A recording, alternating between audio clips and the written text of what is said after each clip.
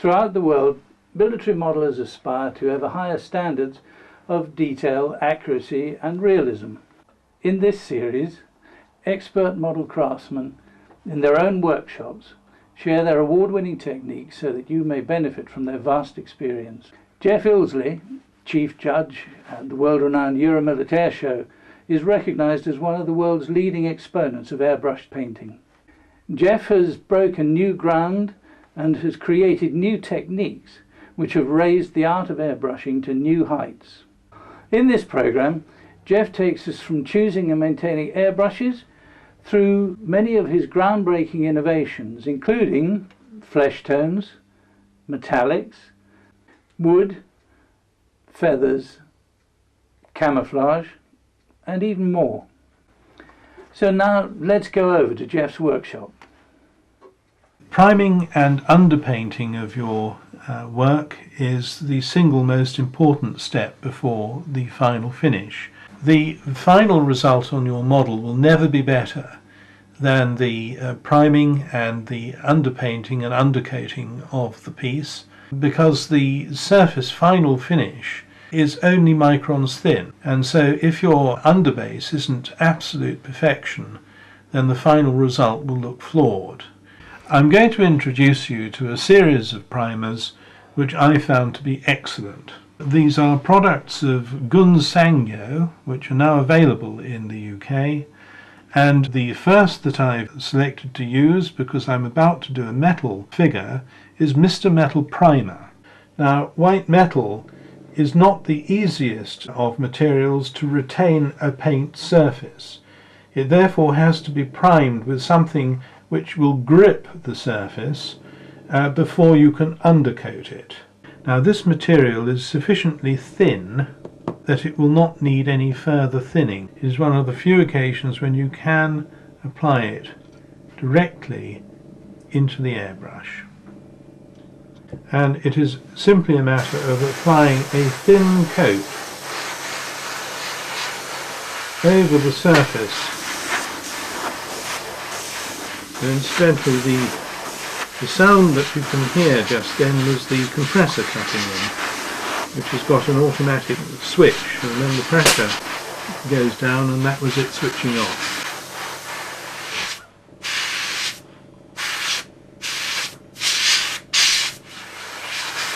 Make sure you get into the recesses. It is almost instantly drying. Next,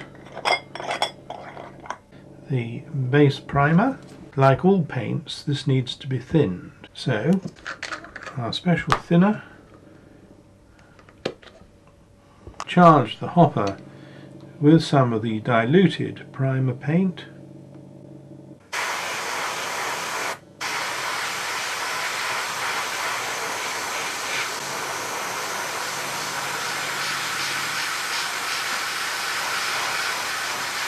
What I'm trying to achieve is to get the paint into the deepest recesses, because those penetrating parts are the most difficult for an airbrush to reach.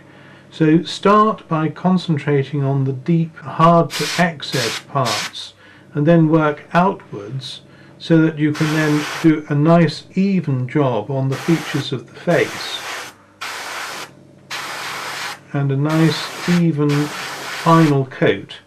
What you'd want to try and avoid is doing that, doing it a nice even face, then realizing that you haven't got any paint in the back part, and then attempting to go in and do it, and in the course of it overpainting, putting too much paint and getting runs on the sides of the face. All of that is now even and thin, and remember that although it's a base coat, it is microns thin, so you're not covering up any available detail from the sculpture. Fortunately, this primer dries very rapidly. For subsequent applications on parts which aren't so easy to hold, it's well worthwhile drilling and pinning them so that you can hold the piece entirely without putting your fingers on the artwork afterwards. These materials are for use on a white metal figure. If you have a resin figure, the same company makes the Mr.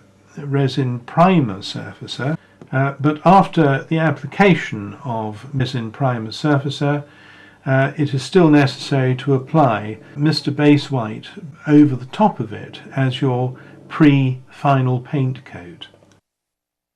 One of the untold secrets of airbrushing is the extraordinary capability of artists' oil paint. Many modellers do not realise that oils can be airbrushed, and in my opinion are amongst the easiest paints of all to use. I hope to convince you with the application of a Caucasian skin tone colour to the figure of a dancer, which was sculpted many years ago by Tim Richards and was re-released under the Metal Models label.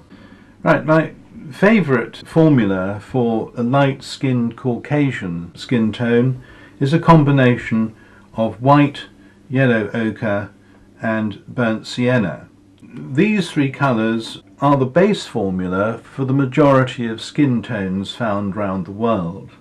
By altering the proportion of each of them will create a varied skin aftertone which may be appropriate for the ethnic type that you are modelling.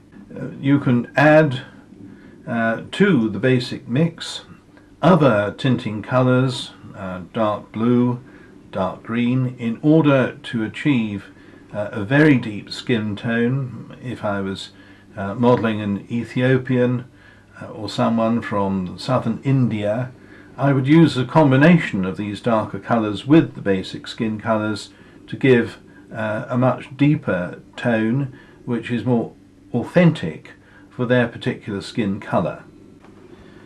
Taking each of these tubes of oil colour in turn, I'm going to squeeze out a proportion. Next, using a simple palette knife, take a proportion of the white paint and mix into it a small amount of the yellow ochre and a small amount of the burnt sienna, and always add a tiny amount of the darker colour to white. Never add white to the darker colour, because the tinting properties of these are tremendous, and you would end up in short time with half a pound of white paint being needed to lighten the colours to the usable amount that you want to adopt. And you'll see that by mixing in this way with a palette knife, you can see exactly the colour that you're eventually going to get. One of the beauties of oil colour is that it doesn't change its colour when it dries. This is a problem with both enamels and, in particular, acrylic colours, which tend to do that. Some dry lighter and some dry darker. With oil paints, what you see is actually what you get. So using the same middle tone paint, separate from it a proportion and put it to one side on the palette. Separate out another portion and put that also to one side. In the case of this part over here, I'm going to add some more of the darker colours to make this a dark or shaded skin tone, and in the case of the portion that I've put to this side, I'm going to add some more white to it, simply to lighten it to some degree to use as the light skin tone, but the part in the middle will remain the middle skin tone. I'm now going to take some thinner. This is a xylene based thinner, which I quite like because it is quite aggressive as a thinner, but you can use white spirit or even a cocktail of the xylene with the white spirit. I'm going to use an ordinary synthetic brush which has got some bulk to it because I'm going to use it as well to load the airbrush with the mixed and thinned paint. Take a little of the paint off the edge of the blob of paint that I've placed with the palette knife and draw it into the thinner and mix as you proceed. The more time that you spend on this thorough mixing will be handsomely repaid with trouble-free airbrushing. I'm now going to load the airbrush to get an initial spray on the figure.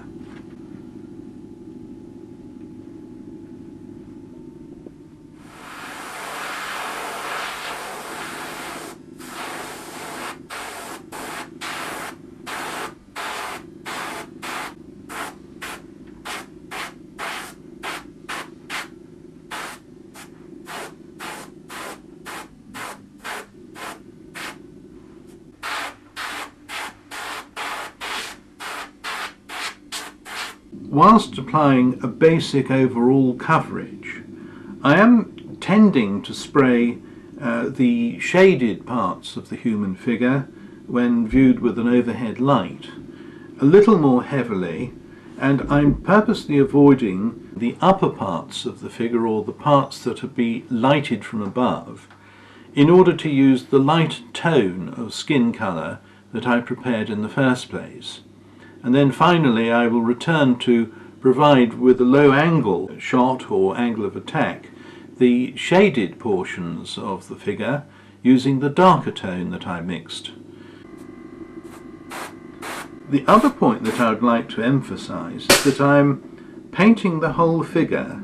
I'm not worrying at all about this vestige of a garment that she's wearing purposely, because I want to show you with that one of the great advantages of oil paint when it comes to the final part of the painting demonstration on this figure.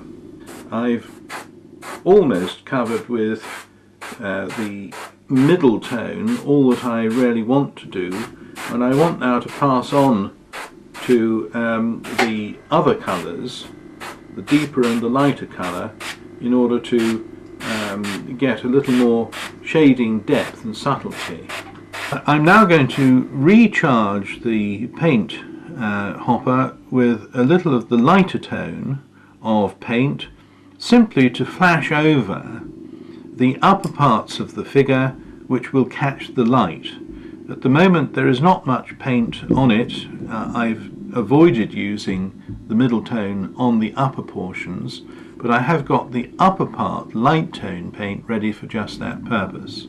Although I've already got now 2 layers of paint, the fact that the use of oils means that the paint does not dry.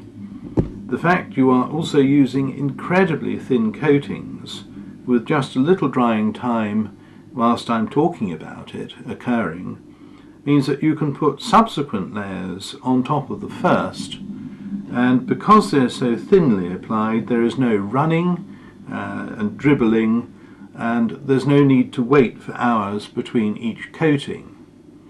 That said, I would stress that the paint itself is incredibly delicate. Because it will remain static, it will remain capable of being spoilt by the slightest physical touch.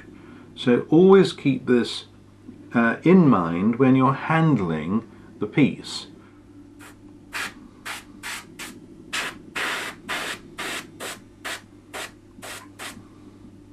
The other thing to remember is to pay attention to the extremities of the figure. It's very easy to forget to do the ends of the arms and the hands because you're concentrating more on the main body and on the legs. But do make a point of going over the feet, the hands and arms down to the elbow. Make sure that you haven't overlooked them and they're not excessively unpainted.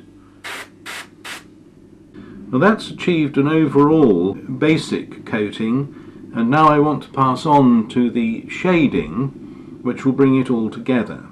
I'm now using the deeper tone of paint to go around those areas that would naturally be shaded from overhead lighting.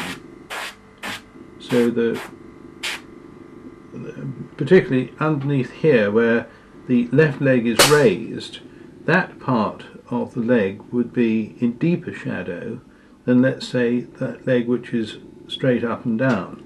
So you can concentrate a little more colour on that by direct application to the underside of the leg, and where the muscle of the calf, it is more rounded at the top, and that would catch the light, so you need to be very light on that part. But here, where it starts to become concave, then you need to add some shadow colour.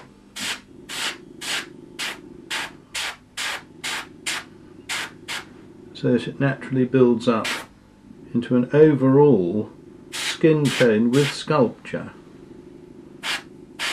In the areas where the lighting is naturally shaded, you need to get in, and particularly where there is an area of special shadow, such as under the edge of the garment.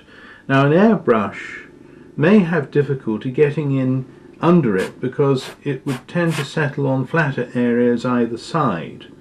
So you do need to pay particular attention around the edges of clothing, and wherever there is a natural crease, you need to concentrate on protruding objects such as the scapula that is emerging through the skin, the shoulder blade, and to emphasize the shading of it by airbrushing very delicately underneath it, and vary the angle slightly as well, and then go around the edges of the clothing,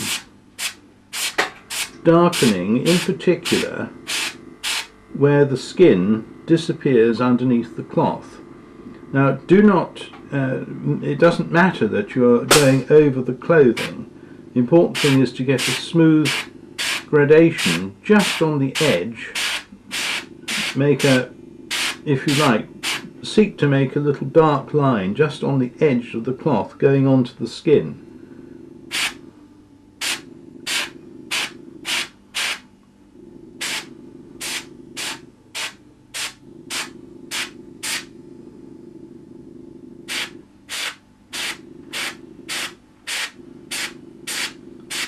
The best way to do this is perhaps to target the point of impact about a 1/16 of an inch in from the edge of the cloth, and allow the natural overspray to come back onto the skin over the edge of the cloth.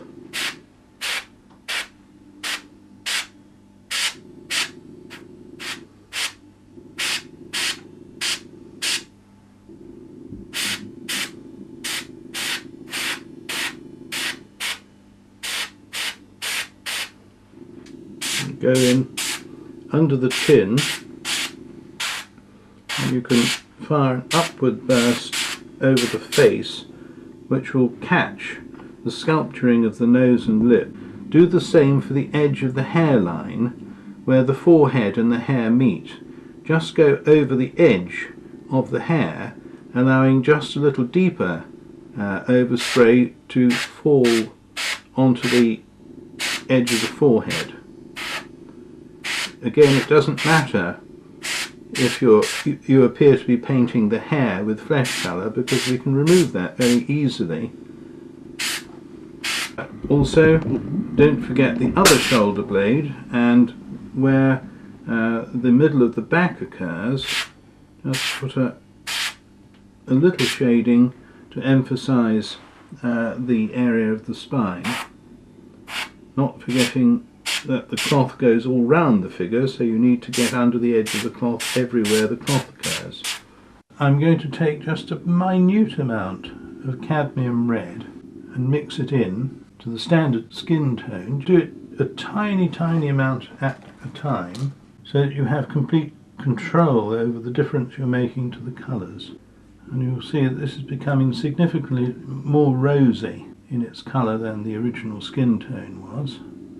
Using just a small amount of that, we can touch in some parts of the anatomy which are a little more pink.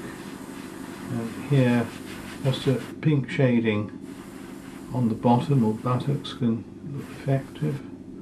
On the soles of the feet, and in particular around the toes and around the heel. On the hands and fingers, particularly the back of the knuckles, and on the palm of the hand, the cheeks, knees, and the back of the knees, and also on the back of the elbow. It's almost anywhere where the skin is tight against bone, because it then reveals more of the blood vessels through the skin. Here you can now see a toning from pink to shaded to light tone on top of the instep. The sole of the foot is a little pinker, backs of the elbows, and that has a much more real appearance than if it simply had been sprayed with a monotone. The next really useful bonus that using oil paint can give is actually removing parts that you have painted on that you no longer want. For ease of smooth airbrushing result, I've suggested that you paint the whole figure as if she was completely unclothed. Where of course you don't want skin tone is on the garment that she's wearing, or on the surfaces of the hair, notably the upper surface of the hair. Quite simply, the paint will remain uncured now for probably another day or 2 days, which gives you ample time to come back to this task. But to achieve it, you need to use a thinner applied with a hand brush, and you need to wipe off the paint you don't want, taking care not, of course, to accidentally get it on the parts that you do want. Using ordinary white spirit for this task, it's important not to use a more aggressive solvent like xylene or cellulose, and then using an accurate, well-pointed brush, remove the oil paint by painting carefully up to the edge of the garment and then drying the brush. You do this in progressive stages, but you can see that what is happening now is that the paint that was there is being removed, leaving the colour of the underpainting only visible to view. I think this graphically shows the effect of the system. You have now a skin tone which gets progressively deeper as it turns into shadow going underneath the edge of the garment. You then have the bright white restored to the highlight where it comes up over the skin. In essence, it's achieved the effect of having the whole lot masked off without having to go to the tedious nuisance of actually making complex masking and then only spraying the skin tone and then peeling off the mask from the garment. The same principle applies to hair, and you can see that I'm taking the brush across the top of the hairline. Don't worry about the scalp colour showing underneath, because that's quite useful at the edge of the hair, because when you paint the hair on the top it blends naturally into the colour of the skin on the face. When you're satisfied with the end result, you need to put this figure somewhere safe so that the oil paint can cure. Well, there you see the application of a basic skin tone on which you can now, when it has cured fully in 2 days' time or so, you can go back with a very detailed hand brush just to detail the eyes and the other small anatomical details, shading actually between the toes, and you can then do all that without having to worry about the excellence of the blending on the skin. All of that has been done, and in effectively a matter of minutes, whereas had you tried to do this with a hand brush throughout, it would have taken very considerably longer to get the same result.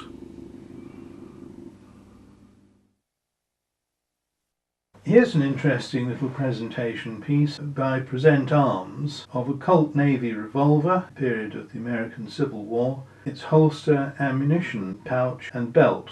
For this present purpose I plan to demonstrate doing a blued finish on the steel barrel and case hardening colours on the action and cylinder.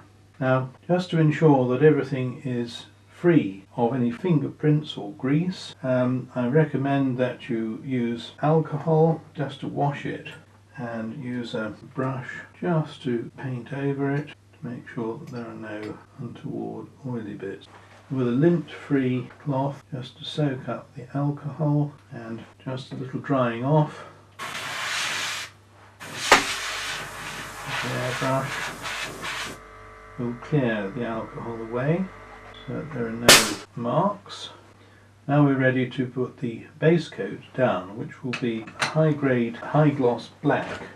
This is a base gloss black paint that Alclad use as an underpainting for a lot of their silver metallic finishes. And here it is already thinned to airbrush consistency, and so I do not need to actually decant it in order to thin it. And so I propose simply to load it straight into the airbrush and then give a nice even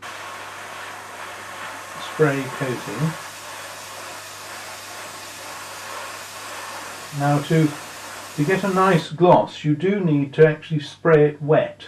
So rather than build up a thin surface, because that tends to dry very flat and matte, you need to spray quite generously so that it begins to get a wet surface. You must not overdo this and get dribbles or runs, and so it's really quite delicate how to do it, but as soon as you can see a gloss surface appear, that's when to stop airbrushing that particular part. What a nice gloss black.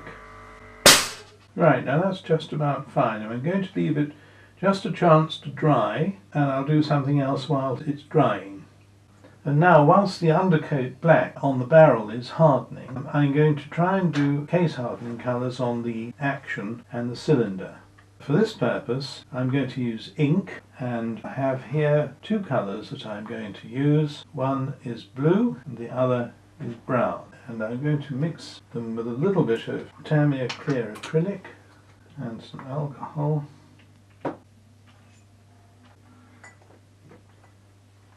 And here I'm going to spray directly onto the polished white metal, using the white metal itself as the underbase, and I need just a little piece of paper with a ragged edge, which I'm going to use as a random mask to get the hardening colours in a random pattern.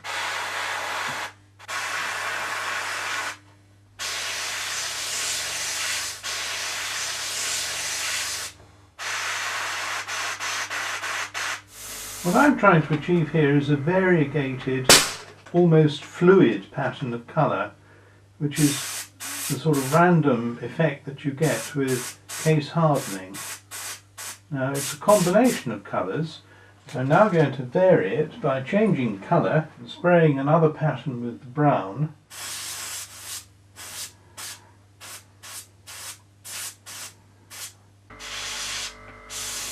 So that you end up with a mottled effect.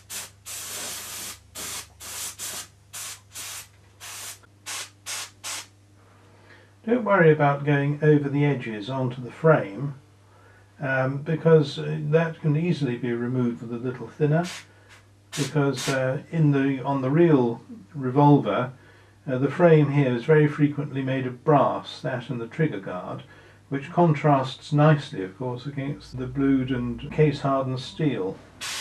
If you look at case hardening, it contains a great deal of varied colours. In fact, it would look rather good if I put a little green and yellow amongst it as well. Now this yellow is relatively strong, so the very tiniest amount.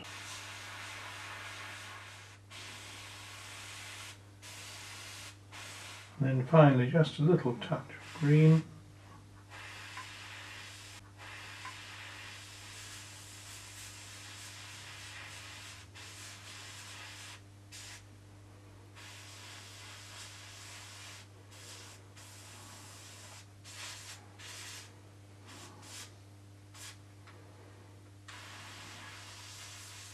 And to avoid any one colour dominating, it's probably best in the end to return to your original colours of blue and brown and then put a mixture of them together to give just a final overspray so it is not too garish.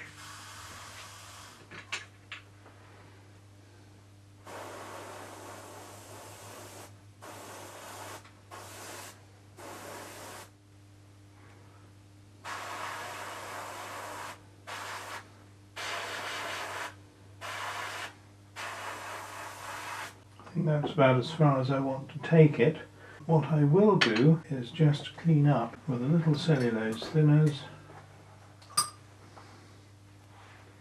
just around the edge of the frame.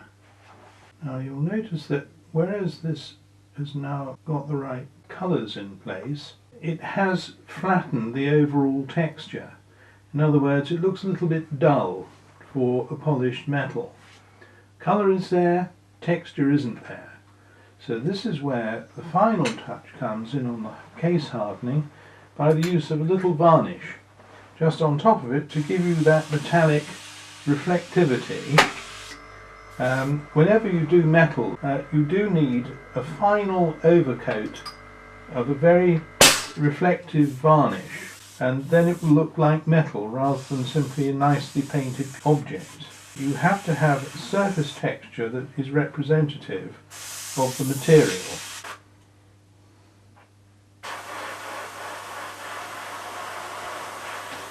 I'm going to put that on there to dry. I think you can see it has now restored the metallic appearance to the cylinders. Now we can go back to the barrel, which is now high gloss finished in black. And this is where the ability to paint spray with some interference colours comes into its own. Some Pearl automotive paint, it's a cellulose based paint, but it's designed to give a metallic blue on either a white or a black undercoat. In a very thin solution, it has a most remarkable effect. Right, now I'm going to go very gently doing this, and hopefully you will see the transformation occur.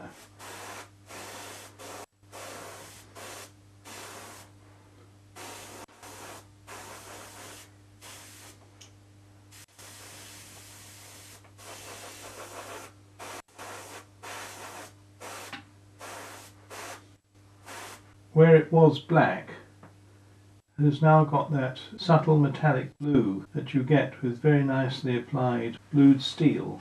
You can see the hexagonal barrel catches the light as you turn it. And there we have one Colt revolver with a blued barrel and hardening colours on the action. Rather an unusual and rather advanced airbrush technique is the creation of natural feathers, which are particularly useful for doing North American Indian subjects where they're worn as part of their dress. All sorts of materials have been used, including silk. Of course, there's traditionally the sculptured feathers, which of course are totally opaque. There is nothing that quite works like a real feather. And this is where an airbrush is a vital component to the exercise, because you cannot do this exercise with a paintbrush. The moment that you put paint from a brush onto a feather, it will immediately capillary up the fronds of the feather and ruin it. And the moment that you touch it on, you see what happens. It goes up the brush, that no matter how little you apply. The trick here is to use an airbrush because of the wafer-thin particles of paint which are almost dry when they hit the feather, and therefore the markings can be controlled. And to do it, you must make up a simple mask. I've used here masking made from the lead sheet that came from the top of a wine bottle, and I've simply sliced out strips and bands roughly comparable to the markings that I want to make. What I'm going to do is to place the feather onto a background so that I can trap it in the position I want, and I'm going to put the mask over the top, lightly airbrush through the mask. And when I lift it off, you'll see that it has got randomly applied stripes which are approaching, that's an original. Any shapes can be used. This happens to be an aperture that I've made up using some etched brass fronds of bracken, and that will produce some bird-like markings, as you will see. Usually the tip of the feather is irregularly solid. Here I'm going to just use a portion of this mask with just the tip shown, but with a, see that irregular tooth along the top edge? Well, if I use that as a mask here, put some colour on and then remove the mask, you'll see that it has made a nice shape without getting that rather difficult spreading effect that you would have with a wet brush. Remember to go around to the other side and reverse the mask so it now does the same thing but in the reverse direction to get a density of colour. And next we need to have some less regular markings up and down the shaft. Now an eagle feather is not totally coloured. The tip is coloured of the immature golden eagle, but the other markings are rather more random and are blotchy, and to try and randomise it, it may be best to just do a few minor passes using another form of mask.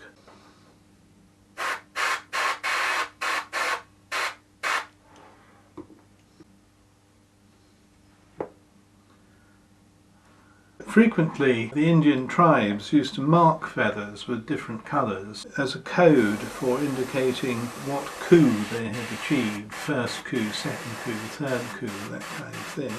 By using a mask, you can put onto a feather a geometric shape which you could not achieve with a paintbrush alone.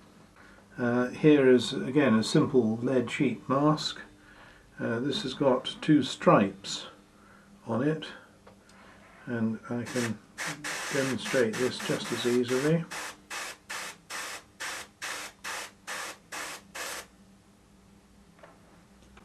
But if you have the stripes that come only part way across the feather, which was used in some cases, then you simply position your mask so that the cut-off point is halfway across.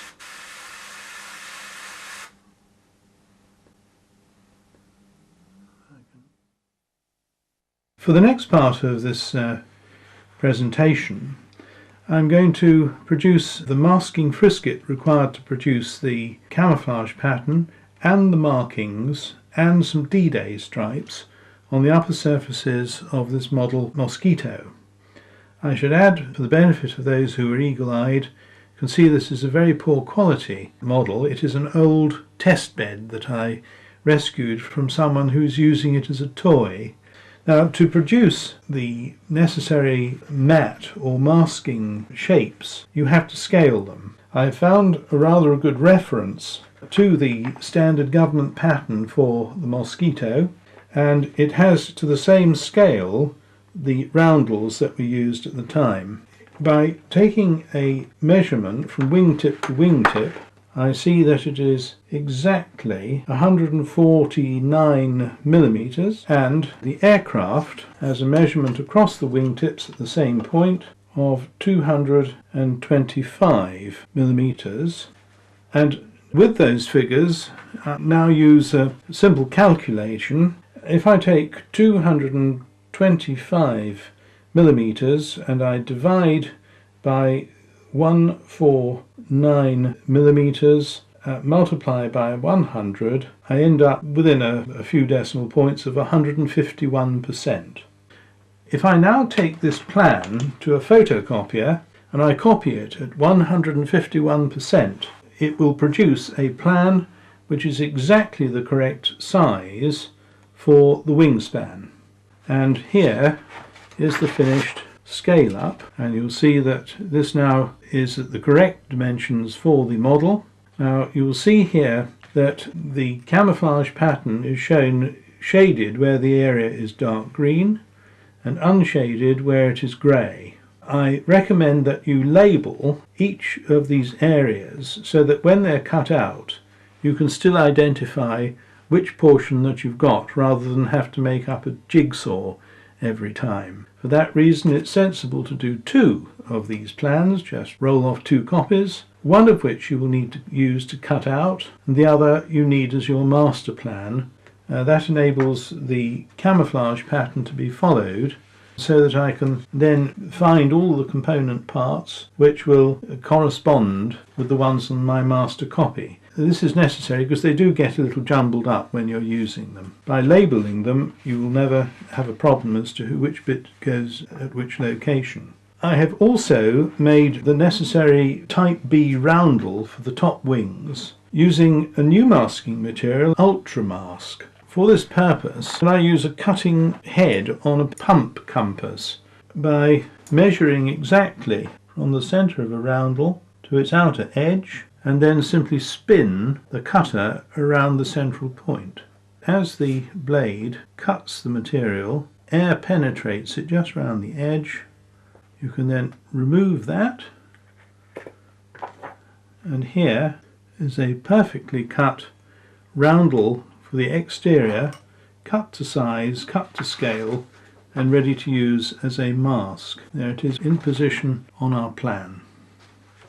I've placed a little dot in pencil exactly where the centre of the roundel should be, and by placing the centre spot in position directly over that, the little dot registers with the paint spot and you can press it into position, and then the next part of the roundel you can fit perfectly by registering it with the centre spot. You might have to do this once or twice to get it perfectly in position, but it will go. There we are. Just press it flat with the back of your nail. And then finally I'm going to use the patch from where I took the roundel, and that I also place in register, so that is now perfectly centred and all of the edges of the adhesive are matching and lining up one with another. I'm going to start with the red spot in the centre of the roundel, and here I'm going to gently remove the masking that I first put on to find the centre point. Now this you need to keep and conserve carefully, so I'm going to put it onto a little bit of backing paper. Next, using a brick red, which is the correct colour for the MOD identification colour during the war, load the airbrush as squarely as possible and just apply a little at a time. Make sure you do the edges thoroughly, and then transferring to the other roundel. What you need to do is just pick up the edge of the mask so that you can then peel it slowly back and carefully, without distorting it, just pull it away. Once they're in position, just tamp them down with light pressure to make sure that they're all nicely adhering all round. Right, next then we load with blue, and this is the correct British standard dull identification blue used in this period of the war. Put some thinner with it.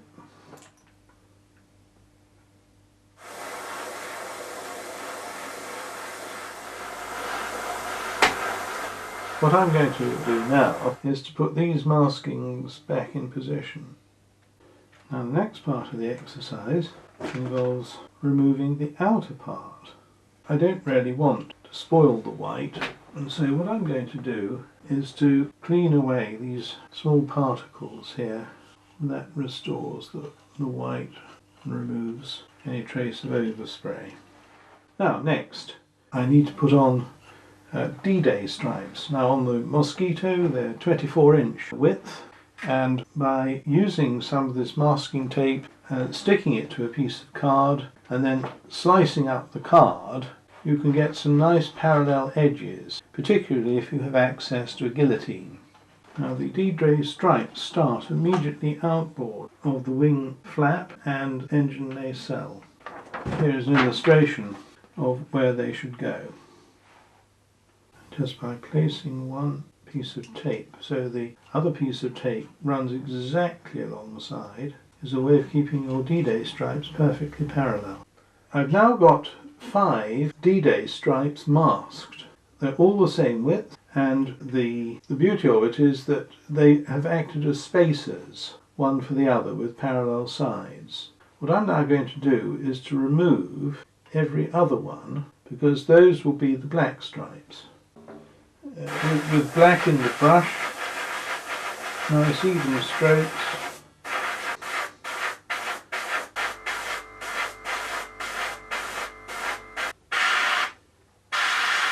and that would be perfectly adequate for the black part of the D-Day stripe. What I'm going to do now is to put the masks back into position over the black. The next part is where we spray with the upper surface grey. It's easier to work with a lighter colour and go on to your darker colour as the overall camouflage. And I can now just simply paint that overall. When you spray, direct the spray just a little over the outer edge of the masking rather than towards it to avoid lifting it.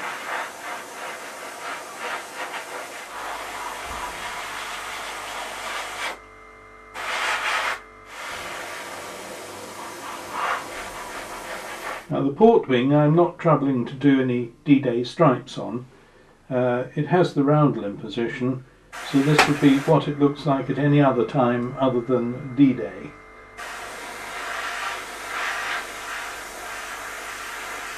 Here is the mask that I've cut, and you'll see it's the lighter portion, which means it's the bit that'll end up grey after I have sprayed green. By matching the position of this mask to its exact position on the plan, what I'm going to do is move my fingers about to keep the edge of the mask in register a little bit above the grey paint underneath, and by spraying obliquely across the top that way towards the mask, you get a firm but a slightly soft edge which accurately reproduces the matte patterns that they used to use to produce the same markings on the original aeroplanes.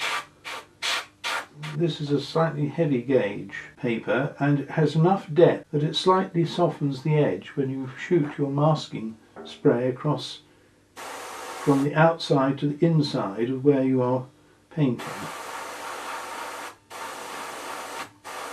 I need to do this portion, but I'm only going to do the near edge because I want to find the mask for portion K to do the outer edge of the mask. So just working inwards, and next when I lift the mask off, you will see that it has got an outline camouflage pattern. For the moment it matters not that there is a little bit of damage to the paint surface. We can correct that with no difficulty later on.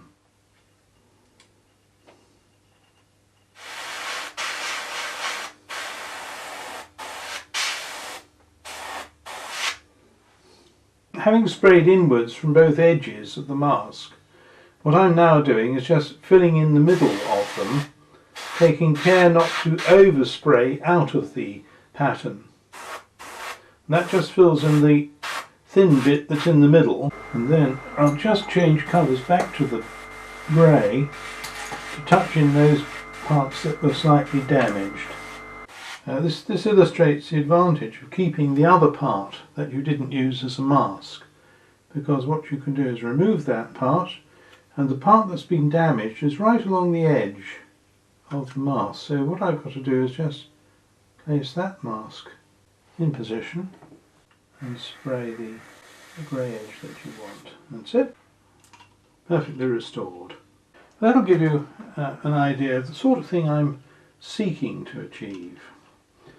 It now remains for me to remove all this masking to see what we've got.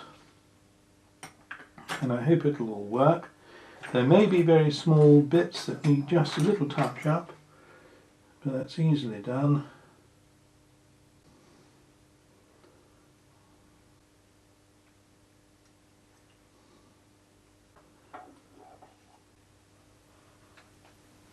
The D-Day stripes.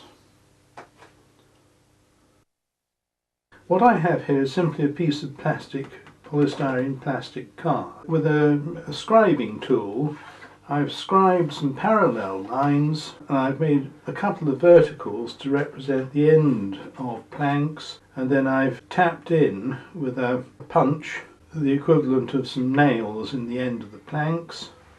And what I'm now going to show is one method of making it look realistically like wood. Now, in the first place, I'm going to take some raw umber paint And with white spirit only, I'm going to dilute two colours into a mix, and I'm purposely using white spirit. If I was to use a xylene, or alternatively a stronger solvent, it would actually etch the plastic. Now this does not have to be done with enormous precision.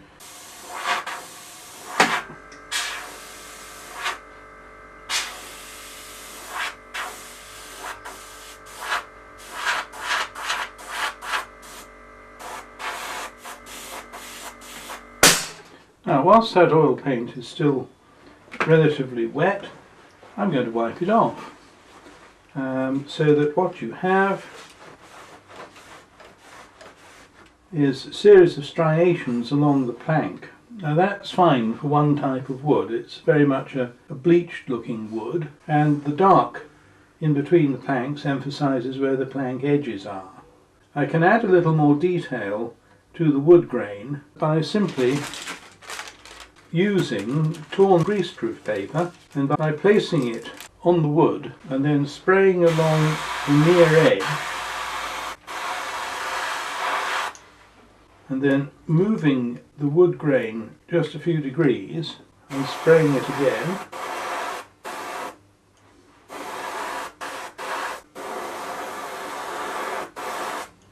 Then moving the paper just a few degrees, and once more spraying along the edge, and after a while moving it a further degree or two, and then moving it a little the other way.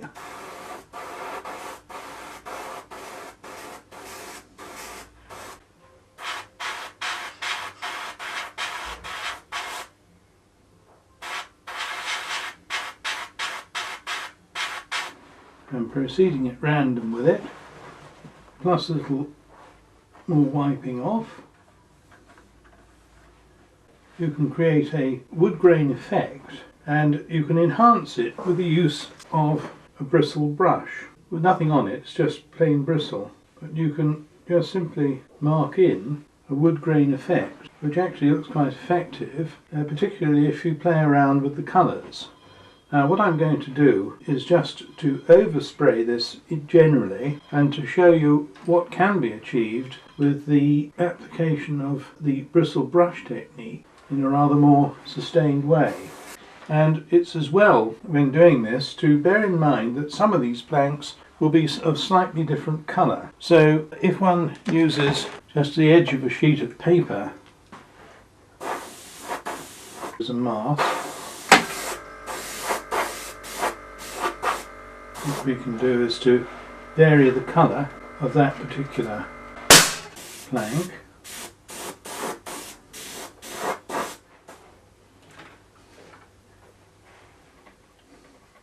And don't worry if you accidentally touch it, that will add more to the variety of the wood. And you can take it to any extent, any degree of.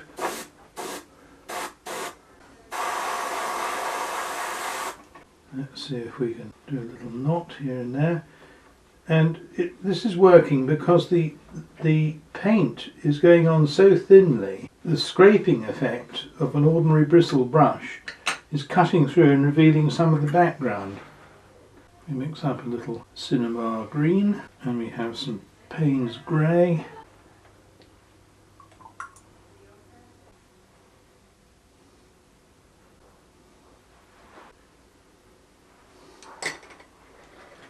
We can modify the colours, make it look a little more like old wood, a little more greyed and weathered.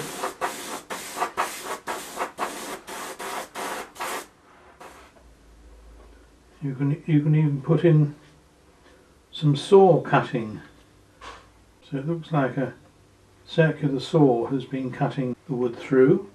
And then finally, with a little cinnabar green paint, you can just add that little touch of moss at the bottom where it tends to be a little more damp near the ground, and just go back to enhance it. A little brass brush.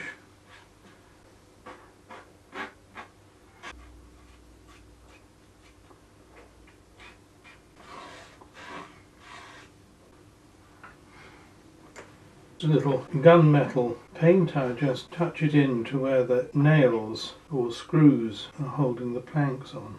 And I hope you can see there you've got some sort of a going effort at doing planking, which would be quite useful if you're doing a log cabin or a building using a lot of timber.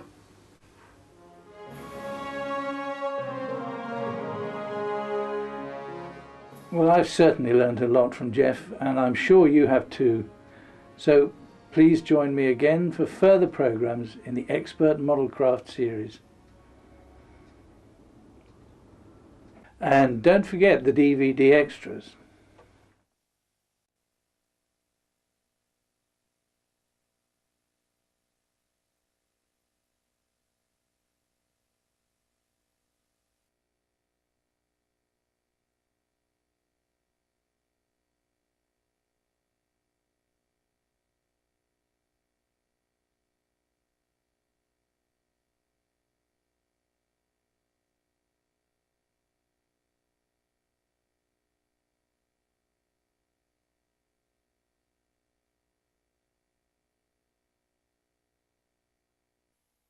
May I introduce you to the airbrush in its varying forms. At its simplest is the single action airbrush, which is very simply a means of atomizing any kind of fluid material in the collecting cup, and pressure, compressed air, is passed through it, picking up paint on the way from the cup because of the Venturi effect of dragging out the paint particles with the airflow.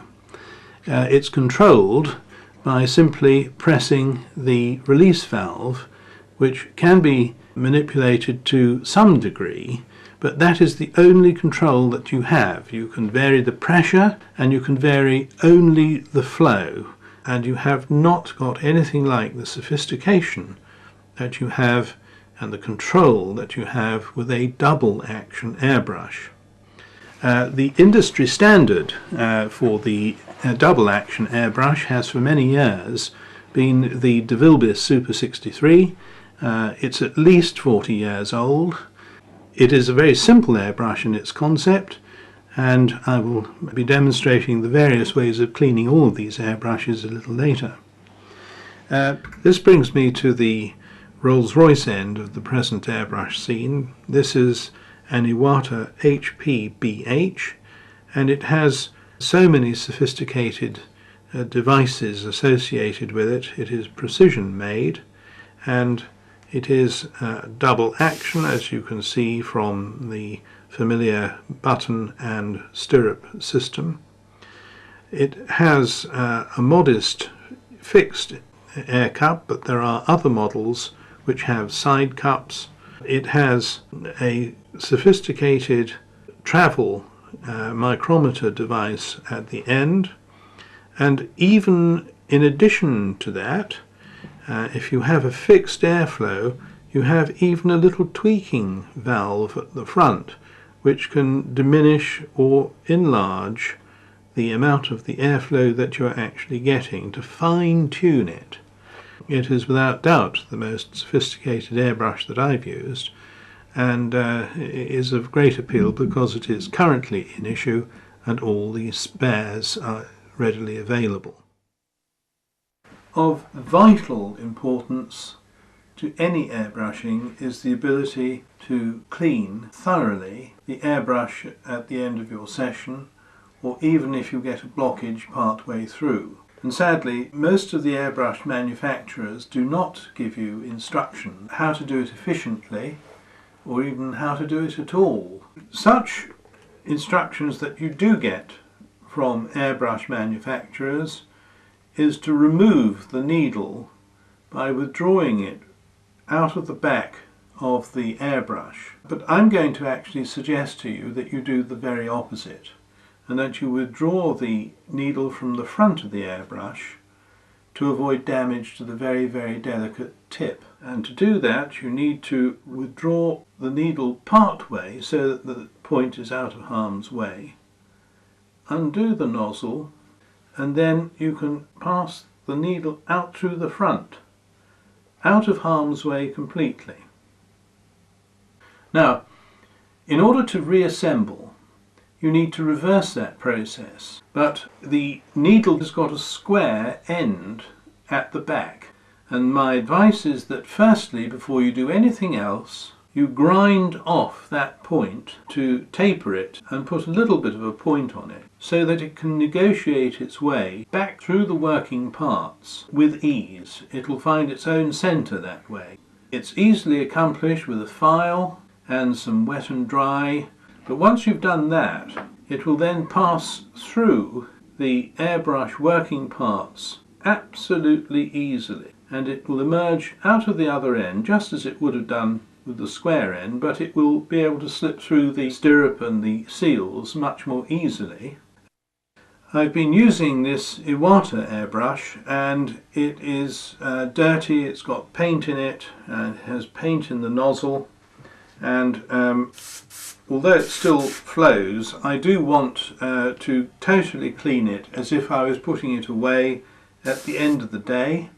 This is how to disassemble your Iwata in order to accomplish this target. You first of all undo the rear section, and this now reveals the needle. Undo the locking nut and withdraw the needle at least half an inch to ensure that the delicate point is out of harm's way when we remove the end cap. Having done that, we can now unscrew the end cap. Do this very carefully, and that reveals this tiny nozzle. Now, Iwata provide in their box that comes with the airbrush a special spanner, and there are flats on either side of the nozzle, and this spanner is a precise fit. So move it into position, and with great care, once it's exactly right, loosen the nozzle. The next piece of equipment that I'm going to recommend that you obtain is the plastic tube from a big ballpoint pen, and it is just the right diameter to fit over the end of the nozzle. You can then unscrew the nozzle, which has got very delicate threads, and then you can remove it under control without any danger of dropping it. The next stage is then to move the needle forward so it comes out of the front. The airbrush can then be flushed through with ordinary cellulose thinners and blown through, and that will clean the cup and the delivery tube. And now the nozzle can be carefully removed, and this is where extreme care is necessary. You don't want to drop this. And again, with cellulose thinners, clean the exterior. Any paint off it that has collected around it.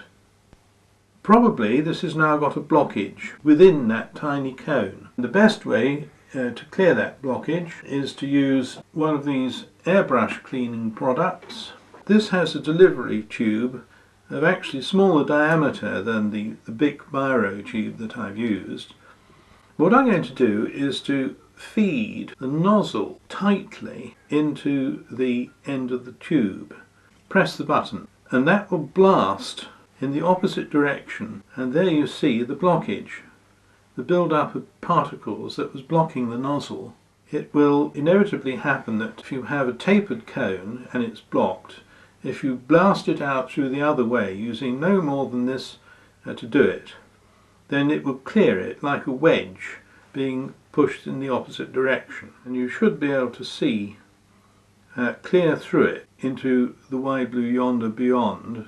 If you need to penetrate the nozzle at all, use only the fibres of a rigger or a lining brush. This has very, very long, slim, pencil-like hairs and can be used just to swell clean it, and you can push individual hairs through the nozzle to ensure that it is fully cleared. Under no circumstances push any steel or hard wire through the nozzle, with the sole exception of the very finest copper wire, if you absolutely have to as a counsel of last resort. Now, to reassemble the Iwata, you have to do it in this sequence. Firstly, the needle. Using some airbrush cleaner, moisten a patch on your cleaning cloth. Draw this backwards, clean it of all paint. Use a lubricant, or failing that and somewhat unhygienically, you could even use the oil from the side of your nose and just wipe that onto the airbrush. That's another way, perhaps rather more traditional. And then carefully, and taking particular care not to bump the point, you pass the pointed base of our needle through the airbrush until it emerges at the end, and then you pull it until you can clearly see that the point is well withdrawn out of harm's way. Next comes the replacement of the nozzle, and here again extreme care is required. We place the big biro tube over the front and press it so that it is held firmly. Bring the tube and the threads on the nozzle into battery and very gently revolve them until the threads are quite clearly taking up, because you do not want to cross the threads under any circumstances. Once you've got the airbrush top fully started, then you can reapply your spanner and do the final tightening, but do not give it any more than just a very slight push to lock it into position. Do not apply any force at all on that spanner or you will strip the threads. You need it just a little bit more locked than slack. Pull it up, then you'll damage the airbrush. Having cleaned the nozzle section with a little cellulose thinners, reassemble them, and then taking care not to touch the nozzle, replace that in position, and that should again only be finger tight. Now we turn once more to the needle and we press forward firmly, and you can just revolve it slightly to make sure it's properly seated, and keeping a little pressure on the back, tighten the locking nut. You can then try and see that when you move the stirrup back, it will also move this unit with it. Finally, you replace the rear part of the airbrush, ensuring that the end of the needle fits into the aperture there, because this is an additional control. It has a micrometer control at the end of it, which governs how much out of battery the sharp point of the needle may go. Now finally, having got it all back into assembled condition, I like to take a tissue or a cloth and moisten it with cellulose thinners and just clean any drip around the exterior so as to leave it in as new condition.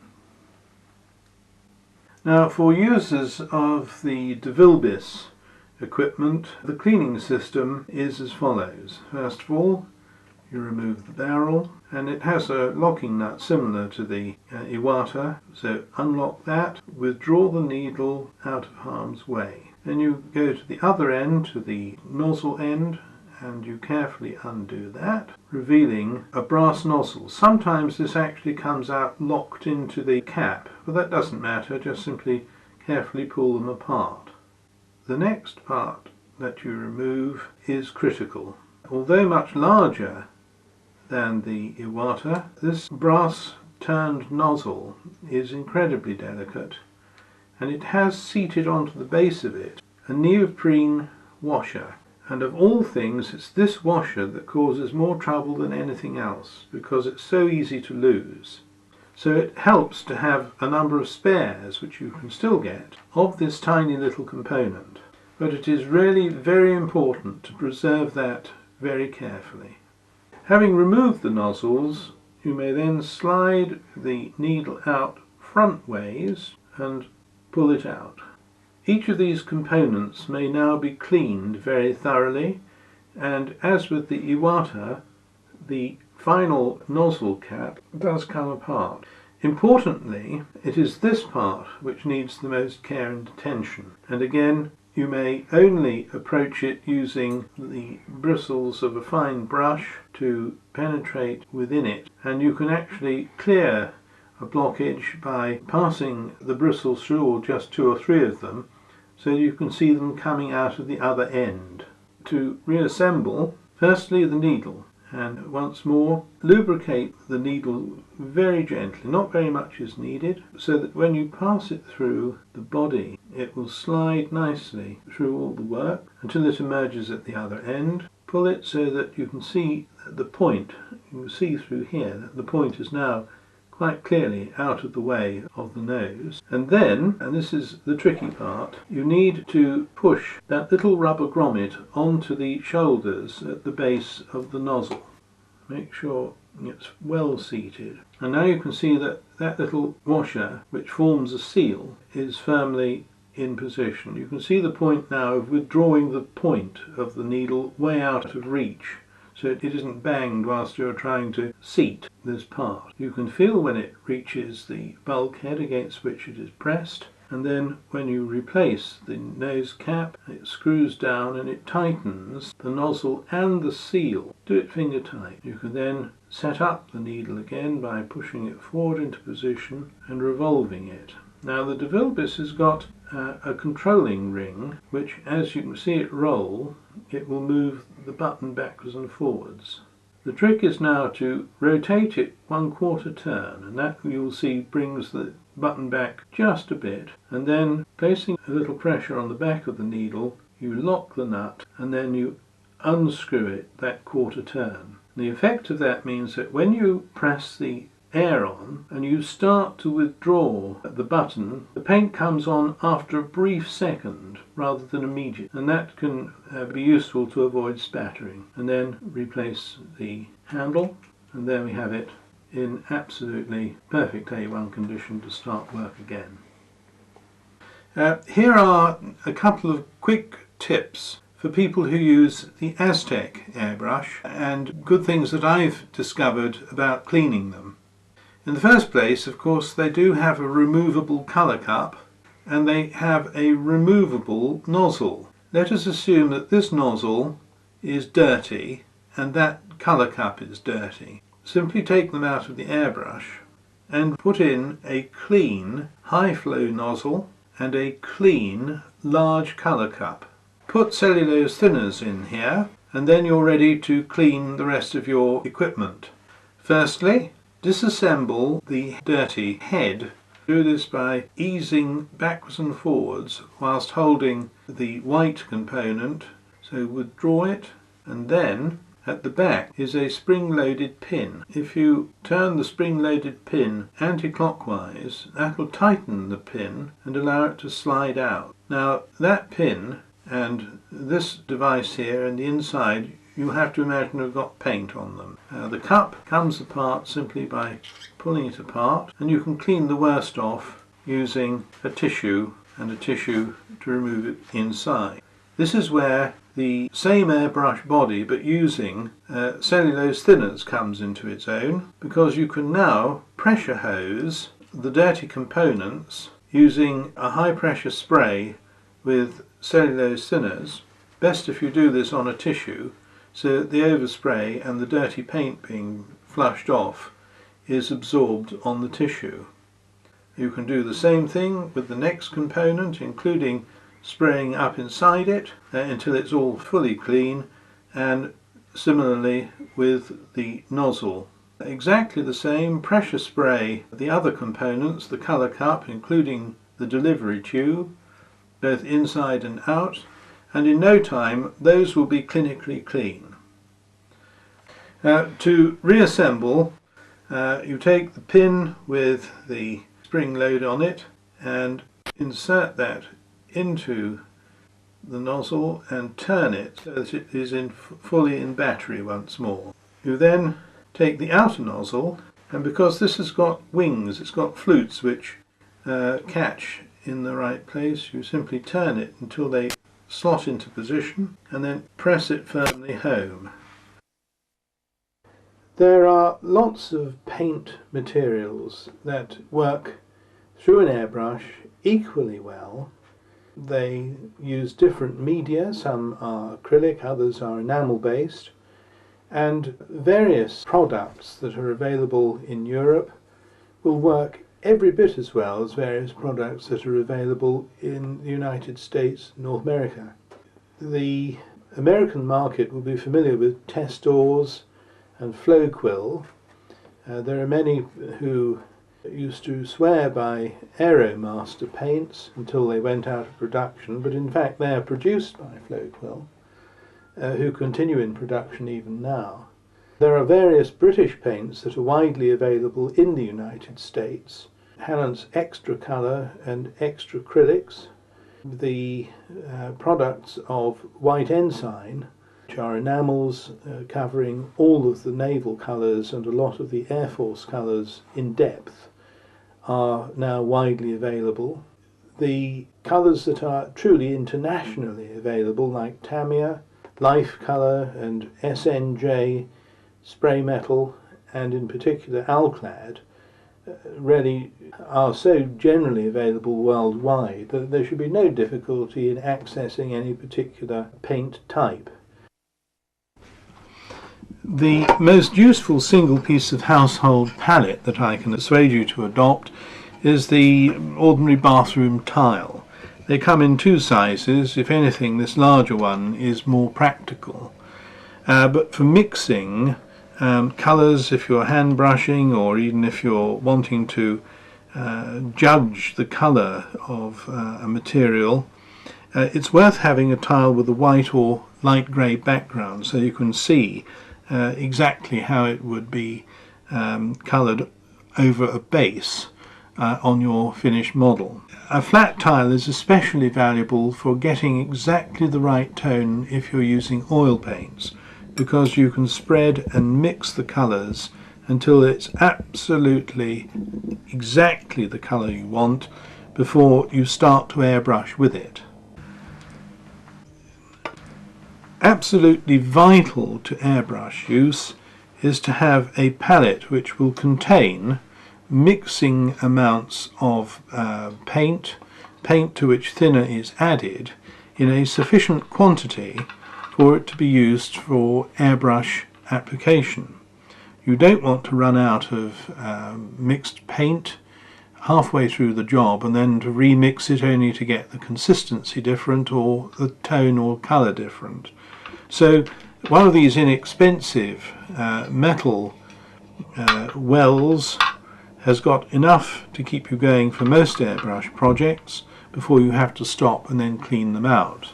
The only disadvantage with it is that it is relatively light, and if you have it full of paint and then you put inadvertently some heavy object on it, it can do that, and then you get all of the paint all over you and all over the desk. The solution to the problem is quite simply to use a ceramic equivalent of the tin tray, but this is so heavy that it will resist any kind of tipping and it's difficult to move. Now this is available from any art shop. It's standard equipment and it's absolutely vitally useful because you can clean it absolutely pristine, clinically clean every time, because the non-porous ceramic surface, vitreous surface, is proof against any kind of solvent that you might have to apply. The vital thing with all airbrush work is to thin the paint about to the consistency of milk. Not cream. Single cream you might get away with if it's a very heavy coating you want, but mostly about the consistency of milk is about right, whether it is a water-based or a spirit-based paint. The very best formula is about the consistency of milk, and you do that by simply adding suitable amounts of the appropriate thinner to the paint, and this should all be carried out in your palette and never ever in the paint cup of the airbrush itself. I'm transferring the paint into the palette, building up the quantity that I need for the job in hand. This is a matter of judgment, and you'll be able to gauge this with experience of doing a lot of work. I'm going to use just a drop of their solvent and a drop of water. So using an eyedropper, charge it, transfer to the palette, and you can control precisely the number of drops that you're going to use. I'm next going to work that around to make sure that it is evenly mixed, and I see from this that it is still rather thick. It is rather more in the nature of cream rather than milk, as you will see. And so I'm going to further dilute it with a few drops of water.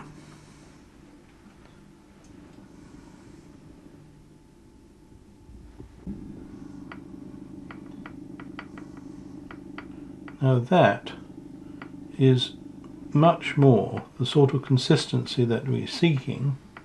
It flows rather better. It could even do with just another drop or two of water. There we are.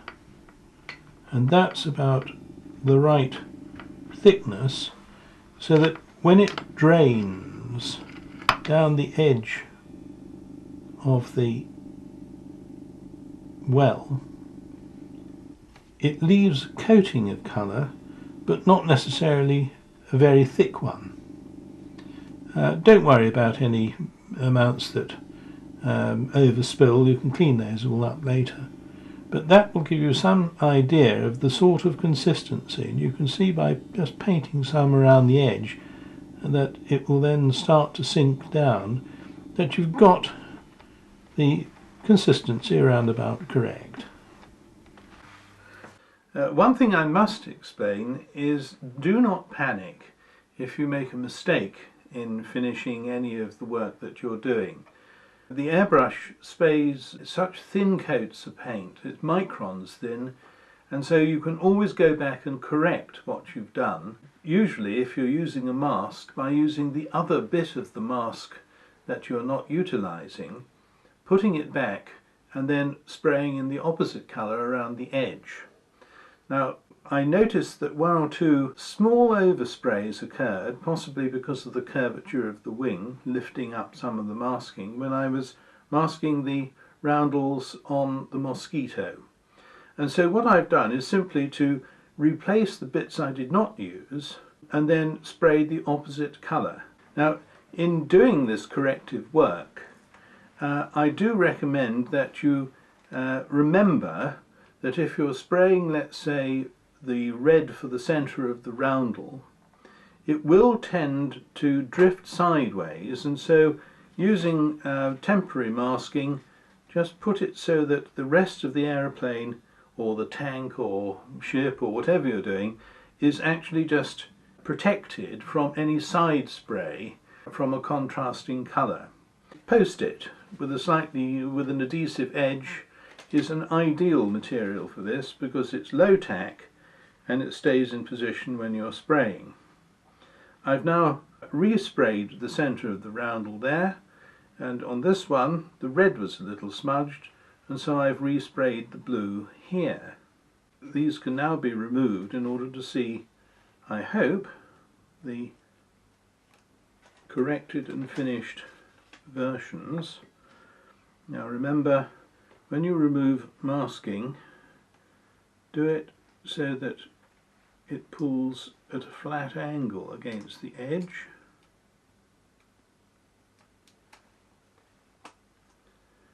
And again here.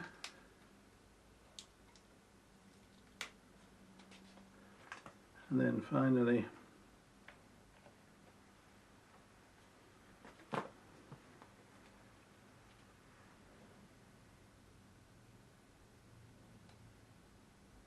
just lift the edge, and with tweezers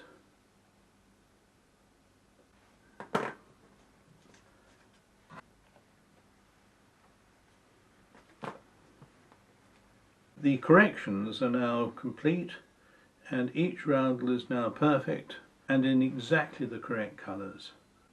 Any alterations or corrections can be made easily that way. It is better to do it with remasking than to attempt to do it with a hand brush. Hand brushes tend to make a difference in the surface shine that you get, and you certainly can't do a uniform straight edge. It is much easier, for instance, to go back in and simply mask an edge and then overspray any loose errors that have occurred.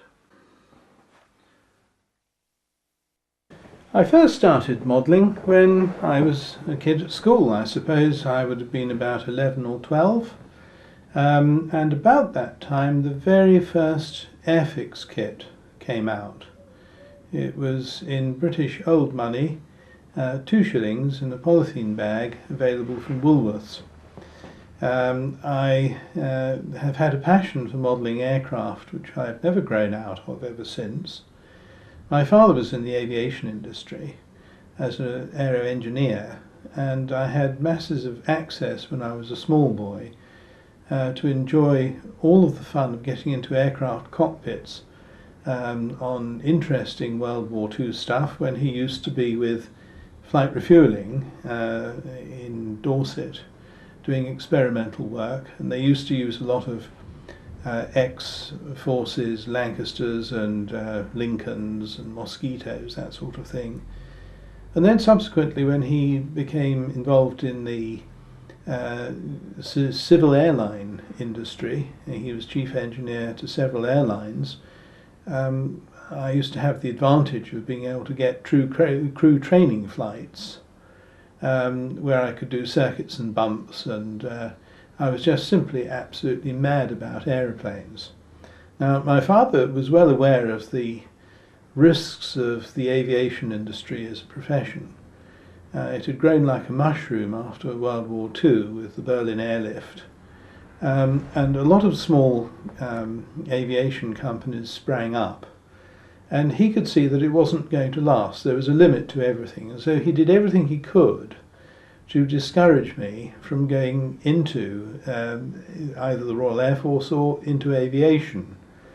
I thwarted him to the degree that I was able to make models of them instead. I sort of sublimated my passion for being a frustrated pilot by actually making models of the things I really loved.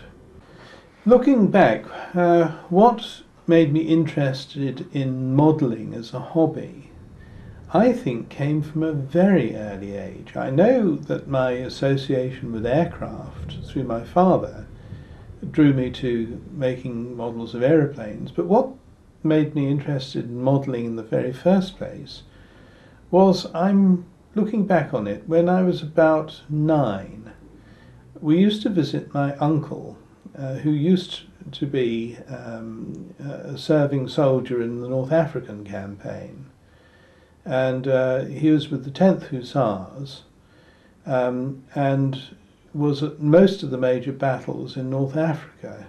He was commander of a Crusader III and made a marvellous model of that tank in brass to about, it'd be about 1/20th scale. And that model used to come out at my insistence when we paid him a family visit, because I was just fascinated by it. During the 1970s, I had got about as far as I could get with hand brushing of the aeroplane models that I so enjoyed. And I'd heard about airbrushes. I knew that it was relatively rare to find them. In fact, I did manage to obtain one. This was in 1970 from De Vilbiss, and their top range model was the Super 63, which cost £17 12 and sixpence back in those days. And with that, I was able to experiment using enamels and developing different techniques which I still use today. but which achieved a finish on model aircraft that surpassed anything that I could possibly have attempted with a hand brush. The various materials that you can use in an airbrush started to intrigue me. There are masses and masses of products that keep being invented by the art market during the course of year on year, and I find I'm completely unable to resist any new materials to see if I can put it through an airbrush. In the course of playing around with an airbrush and finding out what it will do, leads to experimenting with different kinds of paint materials and media. I'm a painting artist as well as a model maker, and so very many of the pigments and the materials that are used for fine art are adaptable to model making. And so that's really where it all started. Now, since then there have been masses of wonderful new materials and paints that have come from the art world and from science and technology, which have made doing special effects even easier, even more exciting. And to adapt them all to our purposes as model makers has been one of my great passions. I'm constantly experimenting with different ideas and different styles of using an airbrush, and all I can say is the most exciting journey that I think I've done and have made in years, and there seems to be just no end to the tricks that you can pick up by the use of this exceptional tool, the single most useful item in a modeller's toolbox.